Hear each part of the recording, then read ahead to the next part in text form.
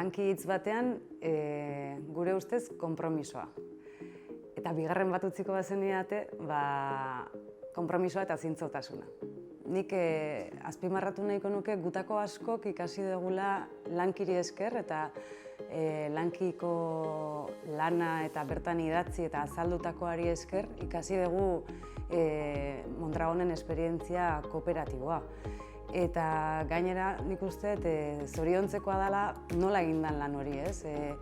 Eginda zintzotasunez eta ausardiaz. Eta pixka batetik eredua kuestionatu duten aurrean nolabait benetako argudio eta benetako praktiken balioa nabarmendu da.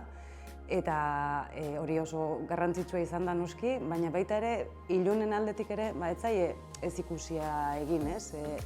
Bertan sortzen diren problematika eta erronkei, ez? Eta horregatik diot ausardiaz egin dutela, horren erronka horiek ere